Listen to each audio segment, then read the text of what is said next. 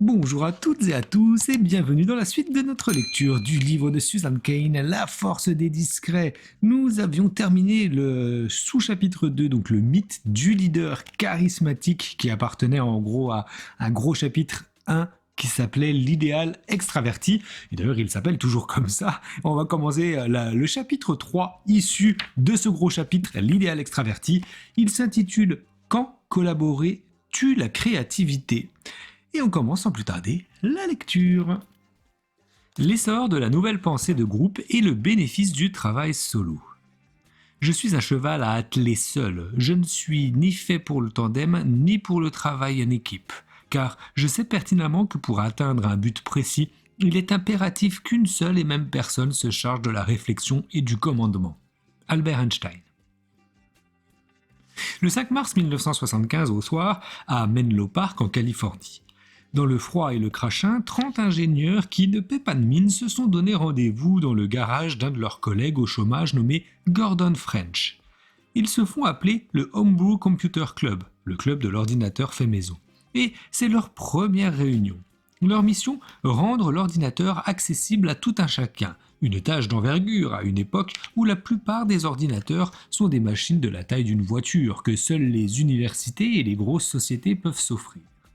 Le garage est balayé de courants d'air, mais malgré le temps humide, les ingénieurs laissent les portes ouvertes pour que les gens puissent circuler librement. C'est alors qu'arrive un jeune homme de 24 ans, concepteur de calculatrice pour Hewlett Packard. Il porte des lunettes, a un air sérieux, les cheveux aux épaules et une barbe brune. Il s'assied sur une chaise et écoute tranquillement les autres s'émerveiller autour d'un modèle à monter soi-même appelé Altair 8800, qui a récemment fait la couverture de la revue Popular Electronics. L'Altair n'est pas vraiment un ordinateur personnel. Il est compliqué d'usage et ne passionne que les illuminés capables de se réunir dans un garage par un mercredi soir pluvieux pour discuter de puces électroniques. Mais c'est un premier pas important. Ce jeune homme, prénommé Steve Wozniak, est fou de joie d'entendre parler d'Altair. Depuis ses 3 ans, il est obsédé par l'électronique. À 11 ans, il est tombé sur un article ayant pour un sujet le premier ordinateur, l'ENIAC, pour Electronic Numerical Integrator and Computer. Depuis ce jour, son rêve est de construire une machine si petite et si maniable qu'on puisse la garder chez soi. Or, assis là dans ce garage, il lui apparaît que le rêve, celui auquel il met une majuscule, pourrait bien se concrétiser un jour. Comme il le racontera plus tard dans ses mémoires, Wozniak est aussi très enthousiaste de se retrouver entouré de ses semblables. Pour la grande famille des homebrew, l'ordinateur est un instrument de justice sociale et c'est aussi sa conviction à lui. Lors de cette première réunion, il n'adresse la parole à personne. Il est bien trop timide pour cela. En revanche, ce soir-là, en rentrant chez lui, il conçoit son premier schéma d'ordinateur personnel avec un clavier, un écran, comme ceux que nous utilisons aujourd'hui.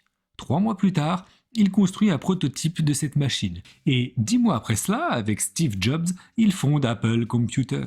Aujourd'hui, Steve Wozniak est une icône dans la Silicon Valley. À San José, en Californie, il y a même une rue baptisée Woz Way, et on la surnomme parfois l'âme technique d'Apple.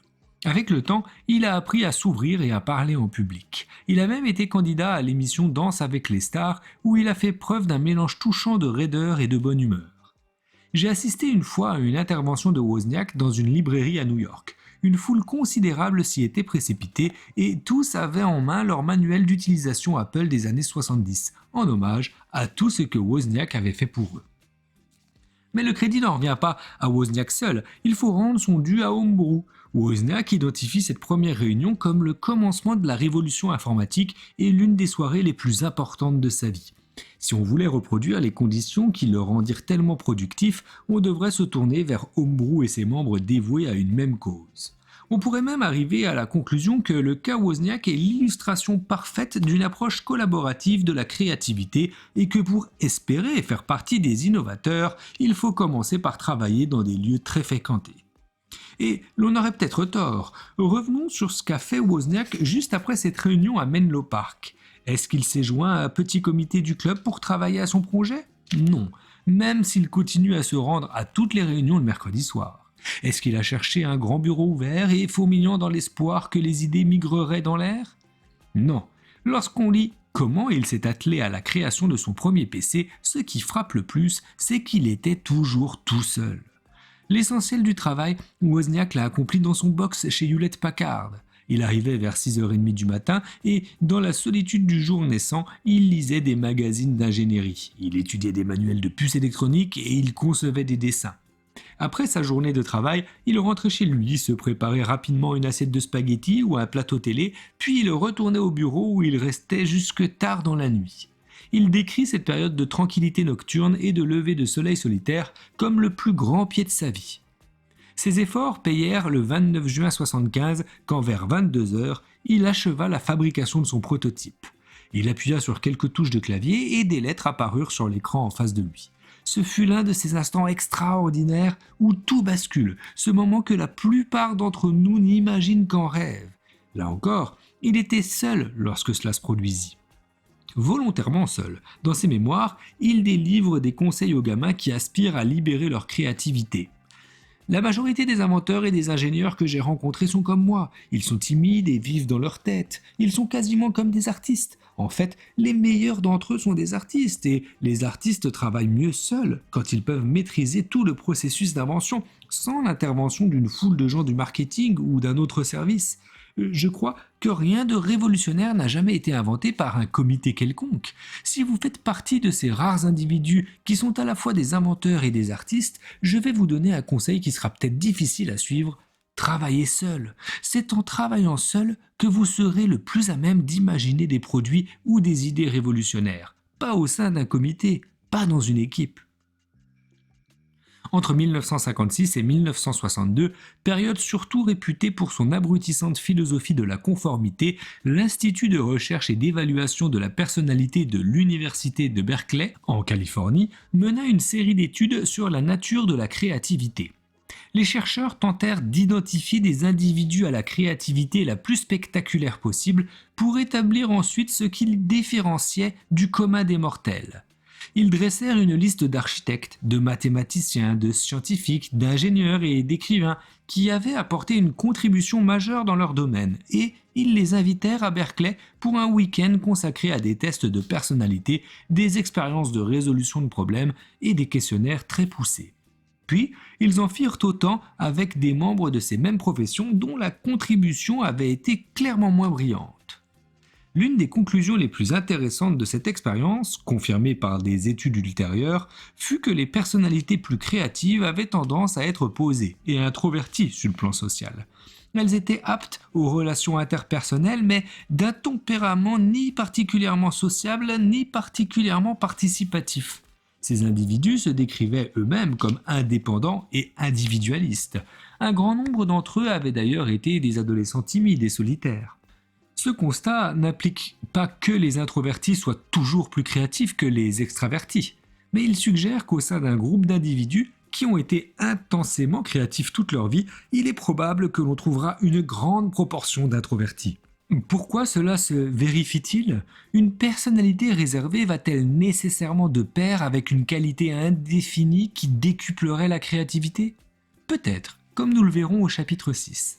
Mais il existe une explication moins évidente et pourtant très convaincante à cet avantage des introvertis en termes de créativité. Une explication riche d'enseignements pour tous. Les introvertis préfèrent travailler de manière indépendante et la solitude peut être un catalyseur de l'innovation. Comme le souligne l'éminent psychologue Hans Eysenck, l'introversion concentre l'esprit sur la tâche à accomplir en empêchant que son énergie se disperse dans des préoccupations sociales ou sexuelles sans relation avec le travail. Autrement dit, si l'on se tient tranquillement assis sous un arbre dans le jardin pendant que les autres trinquent dans le patio, on est plus susceptible de prendre une pomme sur la tête. Newton était l'un des plus grands introvertis que cette terre ait porté.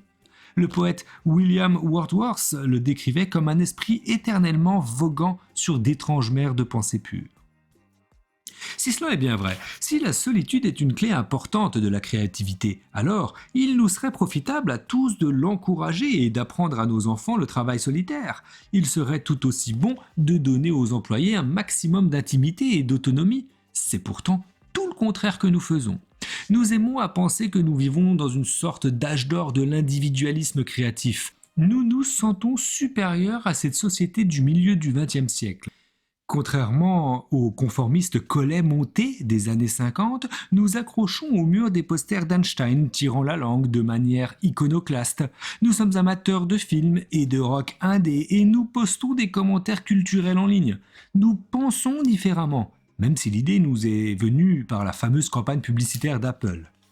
Mais si l'on regarde de la manière dont nous organisons nos institutions majeures, nos écoles et nos lieux de travail, c'est une toute autre histoire, celle d'un phénomène que j'appelle la nouvelle pensée de groupe et qui a le potentiel d'étouffer la productivité au travail ainsi que de priver nos enfants des compétences dont ils auront besoin pour atteindre l'excellence dans un monde de plus en plus compétitif. La nouvelle pensée de groupe élève le travail d'équipe au-dessus de tout le reste. Elle insiste sur le fait que la créativité et l'accomplissement intellectuel surgissent d'un lieu social. Ses disciples sont nombreux et puissants. L'innovation, le cœur de l'économie de la connaissance, est fondamentalement sociale, écrit le journaliste Malcolm Gladwell. Aucun de nous n'est aussi intelligent que nous tous réunis, déclare quant à lui le consultant en organisation du travail Warren Bennis dans son livre sur les vertus de la collaboration, dont les chapitres d'ouverture prédisent l'avènement du grand groupe et la fin du grand homme. Bon nombre de tâches que nous considérons comme réservées à un seul esprit nécessitent en réalité une foule, conclut Clay Shirky dans son ouvrage Here Comes Everybody. Même Michel-Ange faisait peindre certaines parties du plafond de la chapelle Sixtine par ses assistants. Visiblement, peu importe pour lui que ses assistants aient été interchangeables, alors que Michel-Ange, lui, ne l'était pas. La nouvelle pensée de groupe est adoptée par de nombreuses compagnies qui, de plus en plus, organisent leur personnel en équipe. Cette pratique a été popularisée dans les années 90 et rencontre toujours une forte adhésion. Une étude récente montre que 91% des managers de haut niveau considéreraient le travail en équipe comme la clé de la réussite. Parfois, les équipes en question sont virtuelles et leurs membres travaillent ensemble depuis des lieux distincts. Mais d'autres fonctionnements exigent un temps considérable d'interaction en face à face, sous la forme d'exercices ou de stages de travail en groupe, la création de calendriers partagés en ligne qui annoncent les disponibilités croisées pour les réunions et des espaces de travail qui n'offrent pratiquement plus aucune intimité. Aujourd'hui, tout le monde évolue dans de vastes open space dont les seuls murs qui subsistent sont ceux de l'immeuble. C'est le cas de 70% des employés américains, notamment chez Procter & Gamble, Ernst & Young, GlaxoSmithKline et Heinz. La nouvelle pensée de groupe est aussi pratiquée dans les écoles à travers une méthode de plus en plus répandue appelée enseignement coopératif ou encore en petits groupes. Dans de nombreuses écoles primaires américaines, les traditionnelles rangées de bureaux ont été remplacées par des îlots de 4 pupitres ou plus rassemblés pour faciliter les activités d'apprentissage en groupe. Même les matières, telles que les mathématiques ou la composition, qui, a priori, devraient dépendre d'une réflexion individuelle, sont maintenant traitées comme des projets de groupe. Dans une classe de CM1 que j'ai visitée, un grand panneau énumérait les règles de travail en groupe, parmi lesquelles la suivante: vous ne pouvez demander de l'aide à la maîtresse que si tout le monde dans le groupe veut poser la même question. L'approche coopérative s'appuie sur un discours politique progressiste, la théorie étant que les élèves s'approprient leur éducation en apprenant les uns des autres. Mais d'après les instituteurs que j'ai interrogés, dans le public et le privé, à New York, dans le Michigan et en Géorgie, elle entraîne aussi les enfants à s'exprimer au sein de la culture de l'entreprise. Ce type d'enseignement reflète la communauté des affaires, résumait un instituteur de CM2 d'une école publique de Manhattan. Communauté où le respect que l'on a pour l'autre est fondé sur ses capacités verbales et non sur son originalité ou sa perspicacité. Il faut être quelqu'un qui parle bien et attire l'attention sur lui. C'est une forme d'élitisme basée sur autre chose que le mérite. Un de ses collègues de Decatur, en Géorgie, a complété ce point de vue. Aujourd'hui, le monde des affaires travaille en groupe. C'est pourquoi les enfants le font aussi à l'école. L'apprentissage coopératif leur permet d'apprivoiser le travail d'équipe, le genre de compétences dont le monde du travail a cruellement besoin, conclut le consultant en éducation Bruce Williams. Cette nouvelle pensée de groupe n'est pas apparue subitement. L'enseignement coopératif, le travail d'équipe en entreprise et les open space ont émergé à différentes époques et pour des raisons distinctes. Mais la vague de fond ayant alimenté cette tendance, c'est l'essor d'Internet qui a donné un côté à la fois cool et sérieux à l'idée de collaboration. En effet, sur Internet, des créations splendides émergèrent de la mise en commun des cerveaux. Linux, le système d'exploitation en open source, Wikipédia, l'encyclopédie en ligne, ou encore MoveOn.org, le mouvement politique. Ces productions collectives, qui surpassent de manière exponentielle la somme de leurs parties, ont inspiré une telle vénération qu'elles ont promu l'esprit de ruche, la sagesse des foules et le miracle des sources multiples. La collaboration est devenue un concept sacré, la clé de la démultiplication du succès. Cependant, nous avons dès lors poussé la logique un peu plus loin qu'il n'était nécessaire. Nous avons commencé à vouer un culte à la transparence, au point de faire tomber les murs. Tout cela sans comprendre que ce qui donne sens aux interactions asynchrones et relativement anonymes sur Internet ne fonctionnait pas forcément aussi bien en face à face au sein d'un bureau dont l'atmosphère est chargée sur le plan politique et bruyante sur le plan acoustique. Au lieu de distinguer l'expérience en ligne de l'interaction physique, nous nous sommes servis des leçons de la première pour repenser la seconde. C'est pourquoi, quand on évoque les aspects de la nouvelle pensée de groupe tels que les open space, on a immédiatement tendance à parler d'Internet. Après tout, si tous les employés mettent toute leur vie privée sur Twitter ou Facebook, pourquoi devraient-ils se cacher derrière une cloison au bureau ? C'est clairement le point de vue des consultants en management pour qui le mur d'un bureau est une barrière. Plus les méthodologies de pensée sont récentes, moins on veut s'encombrer de frontières. Les entreprises qui adoptent l'open space sont des compagnies nouvelles à l'image du web qui n'est encore qu'un adolescent. Ce rôle joué par Internet dans la promotion du travail en équipe est une drôle d'ironie si l'on considère qu'à ses débuts, il permettait à des groupes d'individualistes souvent introvertis de se réunir pour transcender et subvertir le monde de résolution habituel des problèmes. Selon une étude menée auprès de 1229 professionnels de l'informatique entre 82 et 84 aux États-Unis, en Grande-Bretagne et en Australie, une majorité significative des fanatiques d'informatique sont des introvertis. Quand on parle technologie, c'est un truisme de dire que l'open space attire les introvertis, confirme Dave Smith, consultant et développeur de logiciels dans la Silicon Valley. Avec l'open source, il évoque la pratique qui consiste à produire des logiciels en ouvrant le code source au public en ligne pour permettre à tout le monde de le copier, de l'améliorer et de le distribuer. Bon nombre de ces innovateurs étaient motivés par un désir de contribuer au bien commun et de voir leur travail remanié par une communauté qui leur tenait à cœur. Mais les premiers créateurs en open source ne travaillaient pas en open space. Souvent, ils ne vivaient pas dans le même pays. Leur collaboration se déroulait de manière immatérielle et ce détail a son importance.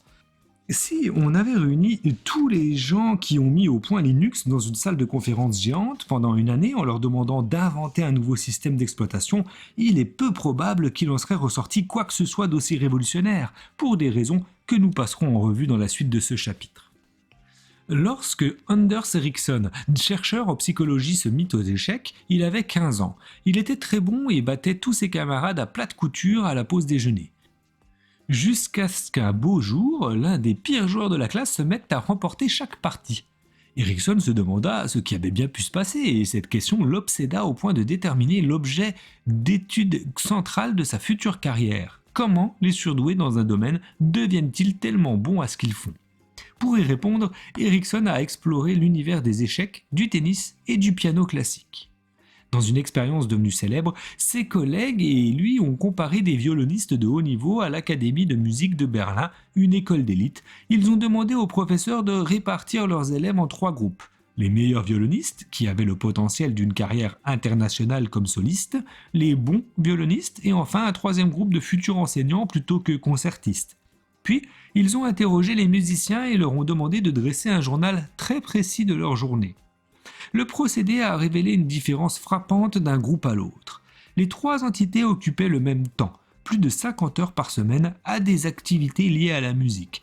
Tous avaient les mêmes contraintes en termes scolaires, mais les 2 meilleurs groupes passaient la majeure partie de leur temps consacré à la musique à s'entraîner dans la solitude.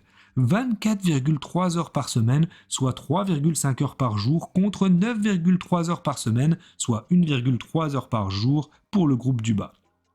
Les violonistes les plus talentueux classaient l'entraînement en solo comme la plus importante de leurs activités en relation avec la musique. Les musiciens d'élite, même ceux qui se produisent dans un groupe, décrivent les répétitions avec leur formation comme du loisir, contrairement aux sessions en solitaire, durant lesquelles s'effectue tout le vrai travail. En observant d'autres publics aussi distingués, Erickson et ses acolytes en arrivèrent aux mêmes conclusions concernant les effets de la solitude. L'étude sérieuse en solitaire est le mot d'ordre chez les joueurs d'échecs concourant dans les tournois. Les grands maîtres, par exemple, passent près de 5000 heures, presque 5 fois plus que les joueurs de niveau intermédiaire, à étudier le jeu tout seuls au cours des 10 premières années de leur formation. Les étudiants en fac, qui révisent seuls, apprennent également plus avec le temps que leurs camarades qui travaillent en groupe. Même les athlètes de haut niveau qui pratiquent des sports d'équipe passent souvent un temps considérable à s'entraîner seuls. Quelle est donc cette magie de la solitude? Erickson explique que dans de nombreux domaines, ce n'est qu'une fois seul qu'on se plonge dans l'entraînement volontaire, pratique qu'il a identifiée comme la clé des réussites exceptionnelles. En effet, c'est dans ces conditions que l'on identifie le mieux les tâches ou le savoir qui se trouvent tout juste hors de notre portée, que l'on s'acharne à progresser, à réguler nos efforts et à corriger notre mode d'apprentissage en conséquence. Les entraînements qui ne présentent pas ces caractéristiques sont non seulement inutiles, mais aussi contre-productifs. Ils ne font que renforcer des processus cognitifs préexistants au lieu de les améliorer. Il y a plusieurs raisons au fait que l'entraînement volontaire soit plus productif quand il est réalisé seul. Il requiert une concentration intense, la présence de tiers est potentiellement une distraction, et une motivation profonde qu'on trouve souvent en soi. De plus, et surtout, il implique de travailler à la tâche qui est la plus éprouvante pour nous personnellement. Ce n'est que lorsque l'on est seul, affirme Erickson, que l'on initie cette dynamique. Dans un groupe, on n'est que très rarement celui qui lance le mouvement de réflexion. Pour voir l'entraînement volontaire à l'œuvre, il n'y a qu'à se tourner de nouveau vers Steve Wozniak. La réunion Homebrew fut le catalyseur qui l'inspira pour créer son premier PC. Cependant, la base de connaissances et les habitudes de travail qui rendirent tout possible venaient d'ailleurs. Woz pratiquait l'entraînement volontaire dans l'ingénierie depuis tout petit. Erickson estime à 10 000 le nombre d'heures d'entraînement volontaire nécessaires pour devenir expert dans un domaine donné. Aussi, commencer jeune est-il un atout. Dans eWoz, Wozniak décrit sa passion d'enfance pour l'électronique et réunit sans le savoir tous les éléments de l'entraînement volontaire cités par Erickson. Tout d'abord, il était motivé. Son père, ingénieur chez Lockheed, lui avait enseigné que les ingénieurs pouvaient changer la vie des gens et qu'ils jouaient un rôle décisif dans le monde. Ensuite, il construisit ses compétences pas à pas et dans la douleur. À force de fréquenter les concours scientifiques, dit-il, « J'ai acquis cette qualité centrale qui m'a aidé tout au long de ma carrière. La patience. Je ne plaisante pas, la patience est trop souvent sous-estimée, car à travers tous ces projets, depuis le CE2 jusqu'à la 3e, j'ai appris les choses progressivement, et j'ai appris à assembler les composants électroniques sans jamais ouvrir un livre, et aussi à ne pas trop me soucier du résultat, et à me concentrer sur l'étape à laquelle j'étais, à essayer de l'accomplir aussi parfaitement que possible. Troisièmement, Woz travaillait souvent seul, pas toujours par choix. Comme tous les gamins passionnés d'électronique, il chuta brutalement sur l'échelle sociale à l'entrée du lycée. Petit, on l'admirait pour ses prouesses scientifiques, mais à présent, plus personne ne semblait s'en soucier. Il détestait parler de tout et de rien, et ses centres d'intérêt étaient bien différents de ceux de ses semblables. Une photo en noir et blanc de cette époque montre Woz, les cheveux coupés ras, une grimace en guise d'expression, désignant fièrement son premier prix à un concours scientifique, une boîte débordant de fils, de boutons et de machins en tout genre. Sa maladresse de ces années-là ne l'empêcha pas de poursuivre son rêve. Elle y aida même sans doute. Jamais il n'en aurait tant appris sur les ordinateurs, dit-il aujourd'hui, s'il n'avait pas été trop timide pour sortir de chez lui. Personne ne choisirait volontairement ce genre d'adolescence douloureuse, mais le fait est que la solitude de Woz à cette période et son obsession pour ce qui allait devenir la passion de toute une vie sont caractéristiques des esprits hautement créatifs. Les jeunes gens qui, au contraire, sont trop extravertis pour passer du temps tout seuls échouent souvent à cultiver leur talent, car la pratique de la musique ou l'étude des maths nécessite une solitude qu'ils redoutent. Enfant, Charles Darwin se faisait facilement des amis, mais préférait passer son temps en promenade solitaire dans la campagne. Il ne changea pas une fois adulte, comme le montre sa réponse au célèbre mathématicien qui l'invitait à dîner. « Mon cher monsieur Babbage, je vous suis très obligé de m'envoyer des invitations à vos soirées, mais j'ai peur de les accepter, car je rencontrerai certainement des gens auxquels j'ai juré par tous les saints que je ne sors jamais de chez moi. » Néanmoins, la réussite exceptionnelle ne dépend pas seulement de la concentration que l'on atteint par l'entraînement volontaire, elle repose aussi sur les conditions de travail, et aujourd'hui, dans les bureaux, elles sont terriblement éprouvantes. L'un des bénéfices du métier de consultant, c'est que l'on a accès privilégié à des environnements de travail différents. Tom DeMarco, un chef de l'équipe de consultants d'Atlantic System Guild, vit de nombreux bureaux au cours de sa carrière et remarqua que certains étaient beaucoup plus peuplés que d'autres. Il se demanda alors quel effet toute cette interaction sociale avait sur la performance des employés. Pour en avoir le cœur net, avec son collègue Timothy Lister, il montre une étude intitulée Cold in War Games. Le but des jeux en question était d'identifier les caractéristiques des meilleurs et des pires programmeurs informatiques. Plus de 600 cobayes de 92 compagnies différentes participèrent. Chacun conçut, encoda et testa un programme dans son bureau aux horaires de travail habituels. Tous les participants se voyaient également assignés à un partenaire de la même entreprise qu'eux. Néanmoins, ils travaillèrent séparément sans aucune communication sur une partie du jeu qui devait se révéler décisive. Lorsque les résultats sortirent, ils montrèrent une incroyable amplitude en termes de performance, de 1 à 10 entre le pire et le meilleur programmeur. DeMarco et Lister passèrent au crible tous les critères possibles. Années d'expérience, salaire, temps de travail, et aucun d'eux n'avait de corrélation réelle avec le résultat. C'était donc un mystère, avec un seul indice plutôt étonnant. Les programmeurs de la même compagnie avaient des résultats plus ou moins équivalents, alors même qu'ils n'avaient pas travaillé ensemble. La raison en était que les meilleurs travaillaient essentiellement pour des compagnies qui leur offraient le plus d'intimité, d'espace personnel, de maîtrise sur leur environnement physique et de protection contre toute interruption inopinée du travail. Les coding wargames sont connus au-delà des seuls cercles technologiques et les découvertes de DeMarco et Lister dépassent le monde de la programmation informatique. Une foule de données récentes concerne les open space, installés dans de nombreux secteurs d'activité, corroborent les conclusions de cette étude. Ce type d'espace réduit la productivité et affecte la mémoire. Ces bureaux sont associés à une rotation du personnel accrue. Ils rendent les gens malades, hostiles, démotivés et angoissés. Les travailleurs en open space sont les plus sujets à l'hypertension, au stress et à la grippe. Ils se querellent plus avec leurs collègues. Ils s'inquiètent que leurs conversations téléphoniques et leur écran d'ordinateur soient espionnés. De ce fait, ils ont moins d'échanges personnels avec leurs collègues.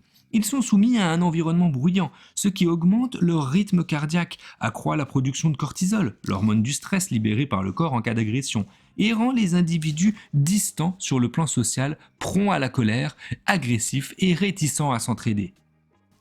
La plupart des introvertis savent tout cela intuitivement et résistent à cette tendance actuelle qu'ont les gens à se regrouper. Une expérience menée chez Reebok International en 2000 l'illustre bien. Cette année-là, la compagnie installa 1250 employés dans ses nouveaux locaux à Canton, dans le Massachusetts. Les managers supposèrent que leurs concepteurs de chaussures voudraient des bureaux ouverts leur permettant de circuler, de communiquer entre eux et de faire du brainstorming. Certitude qu'ils avaient sans doute acquise lors de leur MBA, maîtrise en administratif des affaires. Par chance, ils commencèrent par consulter les principaux intéressés qui leur répondirent sans ambiguïté que ce dont ils avaient avant tout besoin, c'était de paix et de calme pour pouvoir se concentrer. Leur réponse n'aurait pas surpris Jason Fried, cofondateur de la compagnie d'applications web 37 Signals. Pendant 10 ans, à partir de 2000, il a interrogé des centaines de personnes, surtout des designers, des programmeurs et des écrivains, pour savoir où elles aimeraient travailler lorsqu'elles avaient quelque chose d'important à faire. Il découvrit que toutes préféraient aller n'importe où, sauf au bureau, où il y avait trop de bruit et d'interruptions. C'est pourquoi, sur les 16 employés de Fried, seuls 8 vivent à Chicago, où se trouve le siège de 37 Signals. Et même eux ne sont pas tenus de se présenter sur leur lieu de travail, y compris pour les réunions. Et même surtout pour les réunions car Fried les considère comme toxiques. Ne vous méprenez pas, il n'est pas contre la collaboration. La page d'accueil de 37 Signal vante la capacité de ses produits à rendre la collaboration productive et agréable, mais il préfère les formes passives telles que les emails, la messagerie instantanée ou le chat. Son conseil aux autres patrons ? Annulez votre prochaine réunion, ne la reprogrammez pas, effacez-la de votre mémoire. Il a aussi mis au point les jeudis muets. Une journée par semaine au cours de laquelle les employés ne sont pas autorisés à se parler. Les sujets que Fried a interrogés disent tout haut ce que les profils créatifs savent depuis toujours. Kafka, par exemple, ne pouvait supporter la présence de quiconque pendant qu'il travaillait, pas même celle de sa fiancée remplie d'adoration. Vous m'avez dit un jour que vous voudriez vous asseoir près de moi pendant que j'ai écrit. Mais voyez-vous, dans ce cas, je ne pourrai plus écrire du tout, car l'écriture signifie se révéler à soi-même dans l'excès. Ce plus haut point de la révélation et de l'abandon de soi dans lequel un être humain, au contact des autres, croirait se perdre et, par conséquent, duquel il se protégera toujours aussi longtemps qu'il sera sain d'esprit, c'est précisément la raison pour laquelle on ne peut jamais être assez seul lorsqu'on écrit. Il ne peut jamais y avoir assez de silence autour de soi, et même la nuit n'est pas assez nuit. Même un homme infiniment plus jovial comme Théodore Geisel, aussi connu sous le nom de Dr Seuss, passait ses journées de travail exilé dans son studio privé, aux murs recouverts d'esquisses et de dessins, dans un clocher à l'écart de sa maison de La Jolla, en Californie. Geisel était bien plus introverti que sa prose enjouée ne le suggérait. Il s'aventurait rarement en public pour rencontrer ses jeunes lecteurs, redoutant que les enfants s'attendent à avoir une personnalité joyeuse et spontanée comme celle de son personnage, le chat chapeauté, et soient déçus par son caractère réservé. En masse, les enfants me terrifient, confiait-il. Si l'espace personnel est essentiel à la créativité, être libéré de la pression des pairs l'est tout autant. Penchons-nous sur l'histoire d'Alex Osborne, un publicitaire légendaire. Aujourd'hui, son nom ne dit presque plus rien à personne, mais durant la première moitié du XXe siècle, c'était le genre d'homme aux talents multiples qui captivait ses contemporains. Il fut l'un des fondateurs de l'agence publicité Batten, Barton, Durstin et Osborne, BBDO. Pourtant, c'est comme auteur qu'il marqua réellement son époque. Sa carrière dans ce domaine débuta en 1938, alors qu'il déjeunait avec le rédacteur d'un magazine qui lui demanda quel était son passe-temps favori. « L'imagination », répondit Osborne. « Monsieur Osborne, répliqua l'autre, il faut écrire un livre là-dessus. Cela fait des années que l'on attend un livre pareil. Il n'y a pas de sujet plus important que celui-là. Vous devez lui consacrer du temps, l'énergie et la minutie qu'il mérite. » C'est ce que fit Osborne. Au cours des années 40 et 50, il écrivit plusieurs livres et tous avaient pour sujet un problème qui l'avait gêné dans son activité à la tête de BBDO. Ses employés n'étaient pas assez créatifs. Selon lui, ils avaient de bonnes idées qu'ils répugnaient à partager par peur du jugement de leurs collègues. Pour Osborne, la solution n'était pas de faire travailler ses employés seuls, mais plutôt de les soulager de la menace de la critique émanant du travail en groupe. C'est lui qui inventa le concept de brainstorming, processus durant lequel les membres d'un groupe proposent des idées et dans une atmosphère neutre. Le brainstorming avait 4 règles. Ne pas juger ou critiquer les idées. Se mettre en roue libre. Plus une idée paraît folle, mieux c'est. Ne pas lésiner sur la quantité. Plus on a d'idées, mieux c'est. Élaborer à partir des idées des autres membres du groupe. Osborne croyait farouchement que les groupes, une fois libérés de ces entraves du jugement social, apportaient plus d'idées et de meilleures idées que les individus travaillant dans la solitude, et il vanta largement les mérites de sa méthode. Sa théorie eut un impact important. Les patrons adoptèrent le brainstorming avec enthousiasme.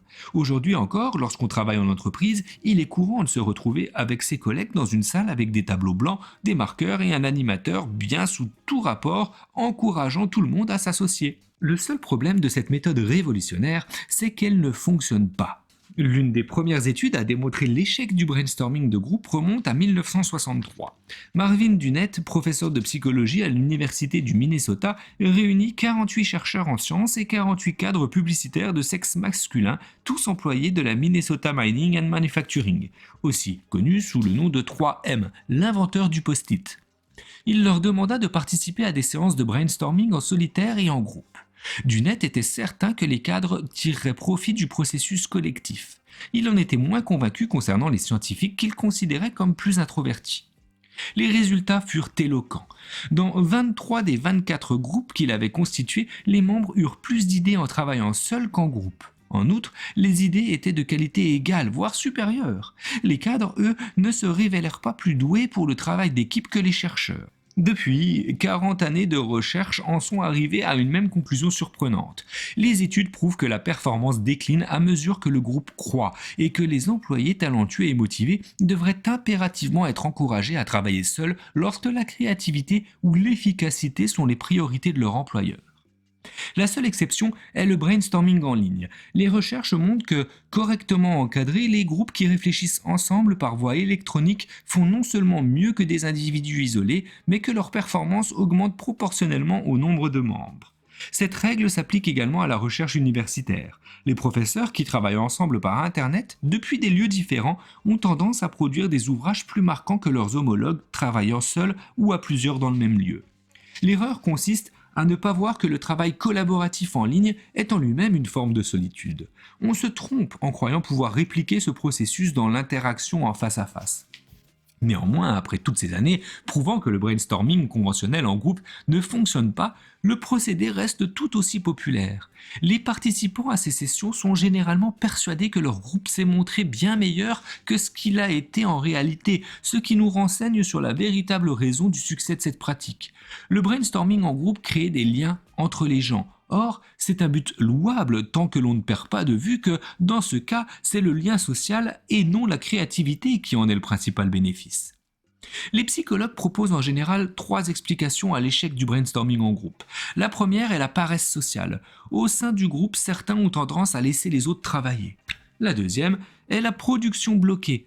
Une seule personne à la fois s'exprime, tandis que les autres attendent passivement.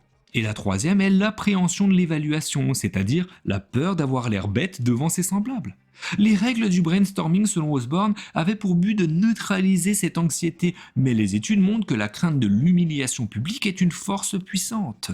Le problème avec l'appréhension de l'évaluation, c'est que l'on ne peut pas y faire grand-chose. On pourrait penser qu'un entraînement intensif aiderait à surmonter. Cependant, la recherche récente dans le domaine des neurosciences suggère que la peur du jugement est plus profonde et a des implications plus importantes que l'on ne l'imagine. Entre 51 et 56, alors même qu'Osborne chantait les louanges du brainstorming collectif, un psychologue nommé Salomon Asch menait une série d'expériences devenues célèbres sur les dangers de l'influence du groupe. Hatch réunit en groupe des étudiants volontaires et leur fit passer un test visuel. Il leur montra le dessin de 3 lignes de longueur variable et leur demanda de les comparer entre elles. Ces questions étaient si simples que 95% des participants y répondirent correctement. Mais lorsque H introduisit des acteurs dans le groupe et que ces derniers donnèrent avec assurance la même mauvaise réponse, le taux d'étudiants répondant correctement chuta à 25%, ce qui signifie que 75% d'entre eux s'associèrent à la réponse erronée. Ces expériences démontrèrent le pouvoir de la conformité au moment même où Osborne essayait de nous libérer de ses chaînes. Ce qu'elles ne nous dirent pas en revanche, c'est pourquoi nous étions si enclins au conformisme. Que s'était-il passé dans l'esprit des candidats ? Leur perception de la longueur de ces lignes avait-elle altéré par la pression du regard des autres ou avaient-ils sciemment donné une mauvaise réponse par peur de se distinguer ? Pendant des décennies, les chercheurs débattirent autour de cette question. Aujourd'hui, avec l'aide de la technologie d'exploration du cerveau, nous nous rapprochons peut-être d'une réponse. En 2005, un neuroscientifique du nom de Gregory Berns décida d'actualiser les expériences d'Ash. Avec son équipe, ils recrutèrent 32 volontaires, hommes et femmes âgés de 19 à 41 ans. Il les soumit à un jeu dans lequel on montrait à chacun d'entre eux 2 objets différents en 3 dimensions sur un écran d'ordinateur avant de leur demander de décider si le premier objet pouvait pivoter pour s'accoler au second. Grâce à l'IRM, les expérimentateurs prenaient des clichés du cerveau des participants au moment où ils se rangeaient ou s'opposaient à la vie du groupe. Les résultats furent à la fois dérangeants et limpides. Tout d'abord, ils corroboraient les conclusions d'Ash. Lorsque les volontaires jouaient seuls, ils ne se trompaient que dans 13,8% des cas. Mais lorsqu'ils étaient dans un groupe dont les membres donnaient anonymement des réponses fausses, les erreurs atteignaient 41%. L'étude de Berns dévoila aussi le pourquoi de notre conformisme. Dans le cas où les candidats jouaient seuls, les clichés du cerveau révélaient une activité dans les régions incluant le cortex occipital et le cortex pariétal, qui sont associés à la perception visuelle et spatiale, ainsi que leur cortex frontal, lié à la prise de décision consciente. Quand au contraire, il se ralliait à la mauvaise réponse collective, l'activité cérébrale se révélait tout à fait différente. Rappelons-nous que ce que H essayait de savoir, c'était si les individus se conformaient aux décisions du groupe tout en sachant qu'il avait tort, ou bien si leur perception était modifiée par le groupe. Dans le premier cas, à se dire Berns et son équipe, il devrait y avoir plus d'activité dans la zone du cortex préfrontal dédiée à la prise de décision, c'est-à-dire que les clichés du cerveau permettraient de repérer les volontaires décidant, en connaissance de cause, d'abandonner leurs propres croyances pour s'accorder au groupe. Mais si au contraire, les clichés montraient une activité accrue dans les régions liées à la perception visuelle et spatiale, cela suggérerait que le groupe avait réussi une manière ou une autre à changer la perception de l'individu.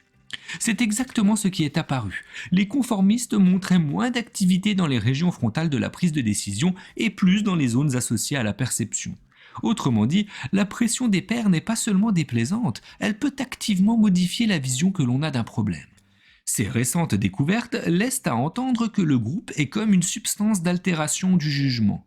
Si le groupe dont on fait partie pense que la bonne réponse est la proposition A, on a aussi tendance à penser que c'est effectivement la réponse correcte. On ne se dit pas consciemment « Voyons voir, je ne suis pas certain, pourtant ils pensent tous la même chose, donc je vais les suivre. » Ni même « Je veux qu'ils m'apprécient, alors je vais faire semblant d'être d'accord avec eux. » Rien de tout ça. Le phénomène intérieur qui préside à cette décision est bien plus inattendu et dangereux. La plupart des volontaires de Burns ont rapporté s'être accordés au groupe parce qu'ils pensaient être arrivés d'eux-mêmes et par un heureux hasard à la même réponse. Cela signifie qu'ils étaient totalement inconscients de l'influence que leurs semblables avaient eue sur eux.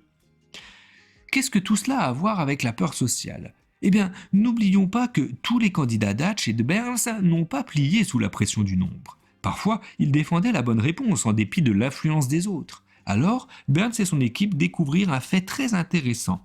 Dans ces moments-là, ils notèrent une activation particulière de l'amygdale, un petit organe dans le cerveau associé aux émotions désagréables comme la peur du rejet.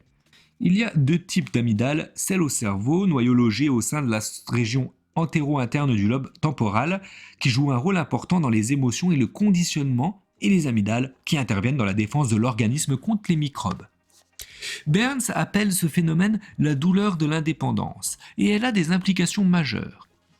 Un grand nombre de nos institutions démocratiques, depuis les élections jusqu'au jury populaire, en passant par la notion même de majorité, dépendent des voix dissidentes. Mais lorsque le groupe devient capable de changer littéralement nos perceptions, et lorsque tenir bon et défendre ses positions actives des sentiments de rejet primitifs, puissants et inconscients, alors la santé de ces institutions est bien plus vulnérable que nous l'imaginons. Et j'ai bien sûr simplifié le cas de la collaboration en face à face. Après tout, Steve Wozniak a bel et bien collaboré avec Steve Jobs, et sans leur association, Apple n'existerait pas. Les liens entre un père et une mère, entre un parent et son enfant sont des actes de collaboration créative. Les études montrent par ailleurs que les interactions directes génèrent une confiance que les relations numériques ne peuvent égaler. La recherche indique également que la densité de population est en corrélation avec l'innovation. Même si les promenades tranquilles dans les bois ont leur avantage, les habitants des villes bondées bénéficient d'un réseau d'interaction que seule la vie urbaine permet. J'en ai personnellement fait l'expérience. Quand je me suis attelé à l'écriture de cet ouvrage, j'ai soigneusement aménagé mon bureau à la maison. Une table immaculée, des classeurs de rangement, de l'espace libre et beaucoup de lumière naturelle, pour finalement me sentir tellement coupé du monde que je me suis retrouvé incapable de m'y mettre. J'ai rédigé la majeure partie de ce livre sur un ordinateur portable dans mon café de quartier préféré, bondé de monde. Je l'ai fait pour des raisons précises, invoquées par les défenseurs de la nouvelle pensée de groupe. La simple présence d'autrui a aidé mon esprit dans ces associations d'idées. Le café était plein de gens penchés eux aussi sur leurs ordinateurs, et à en juger par leurs expressions d'intense concentration, je n'étais pas la seule à abattre un gros boulot. Mais si ce café a pu jouer le rôle de bureau pour moi, c'est parce qu'il possédait des qualités bien spécifiques qui font défaut à la plupart des écoles et des lieux de travail modernes. C'était un lieu de sociabilité. Pourtant, le fait que les clients aillent et viennent comme bon leur semble me protégeait de toute interaction non désirée et me permettait de m'entraîner volontairement à l'écriture. Je pouvais basculer de l'état d'observateur à celui d'acteur social aussi souvent que je le souhaitais. J'avais également la maîtrise de mon environnement. Et chaque jour, je choisissais l'emplacement de ma table en fonction de mon désir ou non d'être vu autant que de voir. J'avais aussi la liberté de partir quand j'avais besoin de paix et de calme pour corriger ce que j'avais fait dans la journée. En général, c'était le cas au bout de quelques heures, au lieu des 8, 10, voire 14 nécessaires à la plupart des employés dans un bureau. La solution, selon moi, n'est pas d'arrêter de collaborer en face à face, mais d'affiner notre façon de le faire. Il faudrait avant toute chose activement rechercher des relations introverties-extraverties symbiotiques, dans lesquelles les rôles et les tâches soient répartis en fonction des forces naturelles et du tempérament de chacun. Les études prouvent que les équipes et les structures de direction les plus efficaces se composent d'un mélange sain d'introvertis et d'extravertis. Il est également important de créer des lieux dans lesquels on soit libre de circuler, des sortes de kaléidoscopes d'interactions sans cesse changeants, et de pouvoir disparaître dans un espace de travail privé lorsque l'on a besoin de se concentrer ou simplement d'être seul. Nos écoles devraient enseigner aux enfants la manière de travailler avec les autres. L'apprentissage coopératif peut être productif quand il est pratiqué à bon escient et avec modération, mais aussi leur apprendre à se livrer à l'entraînement volontaire tout seul. Il est aussi vital de reconnaître que nombreux sont ceux, surtout les introvertis tels que Steve Wozniak, qui ont besoin de beaucoup de calme et d'intimité pour donner le meilleur d'eux-mêmes. Certaines compagnies commencent à mesurer la valeur du silence et de la solitude et aménagent des open space flexibles qui proposent un mélange d'espaces de travail en solo, de zones de silence, de lieux de rencontres informels, de cafés, de salles de lecture, de plateformes informatiques et même de rues où l'on peut discuter en passant sans déranger le flux de travail des autres. Au studio d'animation Pixar, le campus de 6 hectares s'organise autour d'un atrium de la taille d'un stade de foot, accueillant des boîtes aux lettres, une cafétéria, des toilettes et même des douches. L'idée est d'encourager le plus de rencontres fortuites et informelles possibles. Dans le même temps, on invite les employés à s'approprier leurs bureaux individuels, leurs box et leurs zones de travail, à les décorer comme ils le veulent. De manière similaire, chez Microsoft, de nombreux employés disposent d'un bureau individuel, mais équipé de portes coulissantes, de murs amovibles et d'autres stratagèmes leur permettant de décider des moments où ils désirent collaborer et de ceux où ils ont besoin de solitude pour réfléchir. Ce genre d'organisation profite aux introvertis aussi bien qu'aux extravertis, car elles offrent plus de solutions de repli que les open space traditionnels. Je soupçonne que Wozniak lui-même approuverait ces nouveaux développements. Avant de créer le PC Apple, Woz concevait des calculatrices pour Hewlett-Packard, métier qu'il adorait en partie parce que HP facilitait la discussion avec les autres. Tous les jours, à 10h et à 14h, la direction leur faisait apporter du café et des beignets autour desquels les employés se réunissaient pour faire connaissance et échanger des idées. Ce qui différenciait ces interactions des relations de travail habituelles, c'était l'atmosphère de discrétion et de détente. Dans eWoz, il décrit HP comme un milieu méritocratique, où peu importait de quoi on avait l'air, où il n'y avait pas de jeu social et où personne n'essayait de le forcer à quitter son travail d'ingénieur bien aimé pour un poste de direction. Pour Woz, c'était ça, le sens de la collaboration. La capacité à partager un beignet et quelques idées avec ses collègues décontractés, mal habillés et ne jugeant pas les autres. Des gens qui ne s'offusquaient pas qu'ils disparaissent dans son box quand il était temps de s'attaquer aux choses sérieuses. Et nous arrivons au terme de ce chapitre. Alors qu'en avez-vous pensé? Il était plutôt très intéressant. Du coup, Susan Cain, elle nous montre vraiment que trop de collaboration, ça peut tuer la créativité. Et puis c'est vrai que c'est un peu à la mode, les open space, les réunions, les brainstorming. Mais finalement, c'est là qu'on aurait besoin de moments de solitude et que les idées originales émergent. Parce que c'est vrai que souvent en open space, on est dérangé ou pendant les réunions, on n'ose pas dire les choses parce que l'effet de groupe, comme elle dit. Donc c'est vrai que c'est plutôt intéressant et il y a des preuves scientifiques, des études scientifiques qui ont été menées pour le prouver. Donc je ne sais pas ce que vous en avez pensé, mais créer demande de s'isoler, je trouve ça plutôt réel, vrai, et on est bien mieux, surtout quand on se met dans sa petite bulle et qu'on est à fond dans un domaine, quand on le fait seul, on est bien mieux que dans un open space où on est tout le temps dérangé par droite à gauche par exemple. Je ne sais pas ce que vous en pensez, dites-moi en commentaire, ça m'intéresse. En tout cas, j'espère que ce chapitre vous aura plu. On se retrouve très vite pour le second chapitre. On entame vraiment le second chapitre cette fois-ci. On avait commencé par le chapitre 1 qui était l'idéal extraverti avec 3 sous-chapitres. Et là, on va commencer le chapitre 2, l'impact de la biologie la prochaine fois.